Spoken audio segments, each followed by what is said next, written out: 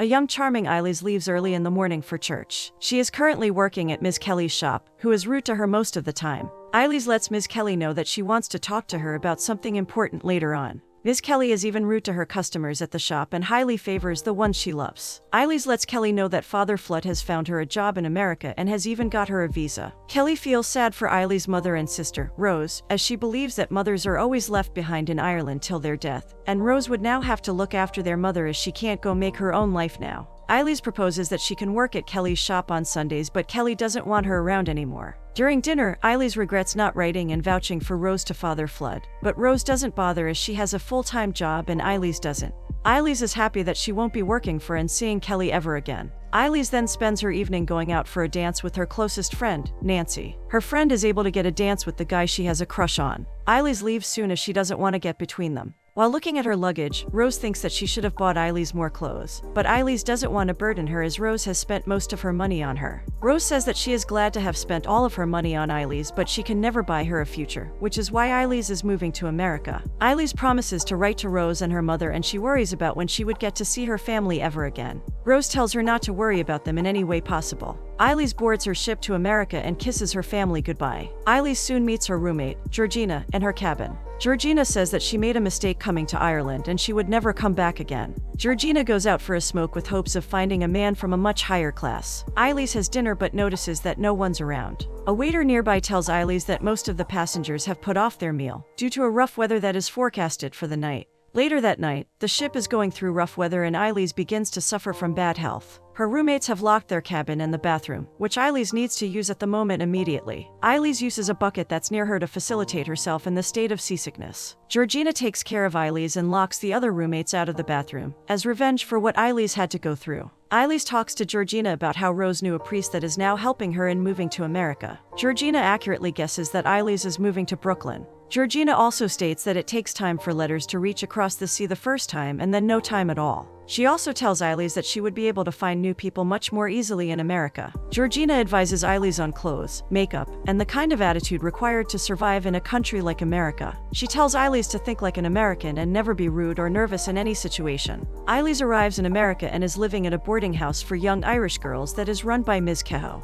Eilis gets familiar with the rest of the girls there, mainly Diana, Patty, and Sheila. All three of them like to taunt each other in a fun way. Kehoe asks Diana and Patty to help with Eilis' greasy skin. Eilis soon begins her job as a sales clerk. She tries to avoid conversations with her coworkers and is engrossed in her work most of the time. Eilis' manager has a tough time teaching how Eilis should deal with her customers better, as Eilis is still adjusting to her new life in Brooklyn. Eilis still reminisces about her sister and mother. At the dinner table, Kehoe lets Eilis know that she has received a letter from her home, which excites her. Rose and their mother in their letter tell Eilis about how they still can't believe Eilis is reading their letters in America, and they are eagerly waiting for her reply, even if it's way too long. Eilis begins to feel more homesick now, which affects her work as well. Knowing that she is far away from her home, Eilis' manager notices her poor work and calls Father Flood to console her. Father Flood apologizes to Eilis as he thought that Eilis would not be prone to homesickness. He informs her that she would soon be beginning college and her first semester's tuition has been paid. Eilis volunteers for helping Father Flood in serving lunch to the elders on Christmas, which is highly commended by Kehoe. During that day, one of the old men begins to sing a song for the occasion, which further allows Eilis to think about her home even more. Eilis returns home to find out from Kehoe that one of their boarding house members, Miss McAdam, is leaving the house. Her room is the best one in the entire house, which has its own entrance as well, and Kehoe believes that only a sensible girl should be living in it. Kehoe thinks that there's no one more sensible than Eilis right now, and she is given the room. Kehoe once again applauds Eilis for the excellent work she did with Father Flood. Kehoe asks Diana and Patty to take Dolores, who is a new member of the house, to dance that weekend, but both of them refuse, making fun of Dolores in the process as well. Kehoe requests Eilis to take Dolores to the dance, which she accepts. There are not many people at the dance and Dolores wonders if more men would arrive at the dance. Diana and Patty arrive and Dolores is annoyed at them as they lied about not coming to the dance. Eilis goes to meet them as she is bored by the time she spent with Dolores. They give her a little makeup and soon Eilis finds a man to dance with her. Another beautiful young man, Tony, comes and asks Eilis to dance with him. Eilis happily agrees to a dance, and after dancing, Tony wants to walk Eilis back home. Eilis agrees to that as well, as she doesn't want to spend more time with Dolores. While they are on their way home, Tony lets Eilis know that he is not Irish, he's Italian. He goes to Irish dance because he admires Irish girls' beauty. He wants to be honest with Eilis, which is why he revealed the truth. Tony wants to take Eilis for lunch next week, to which she agrees. During their date, Tony discloses his profession as a plumber. Eilis tells him that she is studying bookkeeping and that she is attending college as well. Eilis spends the entire date talking uncontrollably, to which Tony has no problem at all. At the dinner table, Diana and Patty seem to make fun of how Eilis has found herself a man and won't tell anyone about it. Kehoe comes to Eilis' defense and lets both of them know that she has met Tony and thinks he is a wonderful man. Tony waits for Eilis outside of her college and wants to accompany her on her way back home. Tony tells her that he wants Eilis to meet his family, even though they have only gone out a couple of times. Eilis says that she would love to and gets more excited when Tony says that his family would be serving her Italian food. Both of them also agree on going out to watch movies. Eilis begins to show more enthusiasm in her work. Her manager asks her about the sudden change, to which Eilis responds that she has been going out with an Italian guy. When saying that Tony doesn't talk about her mother or baseball, the manager advises Eilis to keep Tony with herself, as that's an indication of a great Italian guy. Diana and Patty teach Eilis how to eat Italian food, so that she doesn't end up embarrassing herself in front of Tony's family. Eilis writes to her sister, telling her how much she's enjoying her life in Brooklyn, now that Tony is with her. She also tells her that she used to believe that her life was still back in Ireland, and now half of it is in America thanks to Tony. While taking Eilis to his family, Tony warns her about his little brother, Frankie, as he can be rude to guests sometimes. Tony's family seems to like Eilis, and when Frankie says that the entire family hates the Irish, Tony's father takes him away. He later comes back to apologize to Eilis. Tony's family is surprised that he hasn't talked much about baseball in front of Eilis. When dropping Eilis back at her home, Tony professes his love for her. Surprised by the sudden change of pace, Eilis responds by thanking him for the lovely dinner. Tony's love for Eilis has put her in doubt to the point where she asks Sheila,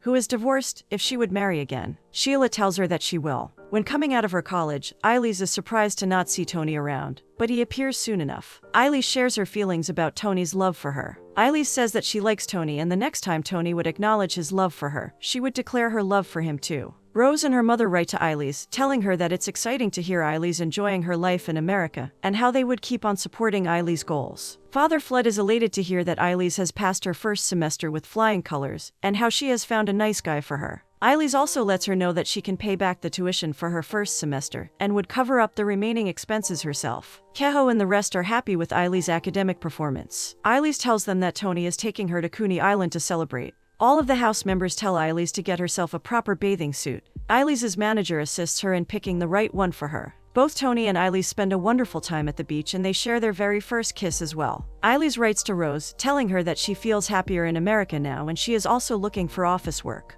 Eilis' mother knocks at Rose's door, but she doesn't answer it. Her mother enters the room, and much to her misery, she finds Rose lifeless on the floor. Father Flood and Eilis' manager arrive to break the bad news to Eilis. She is shocked by the sudden death of her sister, as Father Flood explains that Rose was suffering from a disease she didn't disclose. Knowing that she can't attend Rose's funeral, Father Flood assures her that Rose is looking at her from above. Eilis receives a call from her mother. Her mother informs that everyone came to Rose's funeral, including the entire golf club members with whom Rose used to play. Her mother breaks down crying, stating that she is alone now. Tony believes that Eilis wants to go back home for some time. He shows Eilis the land his family owns. Tony says that he plans on building 5 houses on their land with his brothers, keeping 2 for their parents and selling the remaining 3. He also talks about his brother's plan of building a construction company. He invites Eilis to be a part of it, to which she happily agrees. Eilis remembers about her mother and worries for her as she is on her own now. Eilis wishes to go back home, but Tony worries that she'll never come back. Tony proposes that they should get married secretly. Eilis promises to come back for him, but Tony still prefers that they should get married.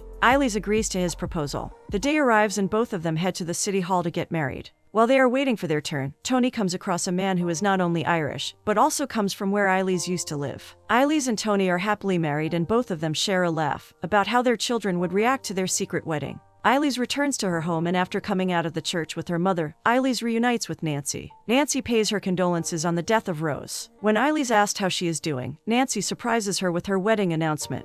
Eilis is happy for her, but she isn't able to tell her that she won't be in Ireland during her wedding time. Eilis promises to catch up with Nancy soon. Eilis goes to Rose's grave to pay her respects. She tells her sister that she would have loved to meet Tony and hear about the time he spent with Eilis. She wishes everything was different and her sister was still alive. Eilis helps her mother in writing thank you letters to everyone who has sent a condolences letter on Rose's death. Eilis thinks that this is something that is not worthwhile doing, but her mother still insists on going along with it. Nancy arrives to pick Eilis up for a get-together. Eilis is introduced to Nancy's fiancé, George, and another outstanding man, Jim Farrell. As no one is aware of Eilis' secret marriage, Nancy wants Eilis to get along with Jim nicely. Eilis doesn't waste any time in making fun of Jim and other rugby players' appearance. Nancy lets Eilis know that Jim broke off his engagement with another woman. Jim expresses his sympathies to Eilis on the loss of Rose. Jim also shares how his mother loved Rose and played golf with her from time to time. When asked about Eilis' mother, she answers that she is still sad and has gotten older much more quickly. Eilis talks about her life in Brooklyn and how she wants to pursue a career in the field Rose used to work in. During their conversation, Jim is extremely attracted to Eilis, and even George points it out as well. When she returns home, Eilis' mother says that Jim's family is moving back to the city, and they are living in a much bigger house. She tries to get Eilis interested in Jim, but Eilis doesn't seem to care that much. After returning home from shopping, Eilis' mother asks her to go to Rose's office, as they have shown interest in acquiring Eilis' bookkeeping skills. Eilis goes to find out that ever since Rose died, the company she worked for has been struggling with the accounts department. On her very first day, Eilis is able to impress the higher authoritative figures in the company, and Rose's boss asks Eilis to work for them part-time till she is in Ireland. Eilis visits Rose's grave often. Eilis, along with Nancy, Jim, and George, heads to the beach. Eilis notes the difference between American and Irish beaches, as American beaches are always crowded in comparison to the quiet beaches of Ireland. Jim lets Eilis know that his mother has announced a special trophy named after Rose, which would be given to the best-scoring newcomer in the golf club every year. Eilis is excited to hear about this. Jim's mother has also invited Eilis over to their home for tea, to which Eilis responds that she would be happy to join them. Meanwhile, Tony blackmails his little brother in fixing all of the grammatical mistakes in the letter he has written for Eilis. Tony misses Eilis with all his heart, and Eilis seems to have made a strong bond with Jim, which her mother approves of. Soon, Eilis receives Tony's letter and she puts it away along with others she hasn't opened or read. Eilis goes out on a date with Jim, who tells her about his desire of touring all around the world. Eilis meets with Jim's parents and she immediately takes a liking to them. Jim's parents show interest in Eilis as well. Eilis and her mother, along with Jim, attend Nancy's wedding. After speaking with Jim, Eilis' mother's faith in Jim solidifies him as the right guy for Eilis. Everyone in the city starts to believe that Jim would soon be marrying Eilis. Eilis struggles when she tries to write back to Tony. Later that night, Jim confesses that the thought of Eilis moving back to America scares him, as he has now begun to like her. He shows his desire for Eilis to stay in Ireland and think about having a future with him. Jim believes that he should say all of this now, as he would have regretted it later on if he hadn't. The very next morning, one of the employees of Kelly meets Eilis, who says that Kelly wants to meet Eilis soon. Kelly sits down with Eilis and says that one of her close relatives bumped into Tony in the city hall on the day Eilis got married, signifying that she knows that Eilis is secretly married. Kelly is also aware of the rumors about Jim and Eilis. When Eilis asks what Kelly's poor intentions are with the knowledge she has gained, Kelly remains silent. Eilis says that she forgot how this city actually was and is disgusted by Kelly's actions. Eilis has enough of Kelly's rude behavior and leaves after proudly saying that she's married to Tony. She returns to book her trip back to Brooklyn. When Eilis is with her mother, she breaks down crying and reveals that she is secretly married to Tony. She further discloses that she is leaving for America tomorrow. As her mother is in shock and grief, she tells Eilis to say goodbye to her now as she prepares to go to bed early. She also tells her to write her about Tony in the letters. Before leaving, Eilis leaves letters for Jim in which she reveals her secret. While she is still upset over everything that has happened, Eilis comes across a young Irish girl on the ship who asks her about life in America. Eilis guides her about everything, including how to deal with homesickness, the same way Georgina guided her a year ago. Eilis returns and reunites with her love, Tony.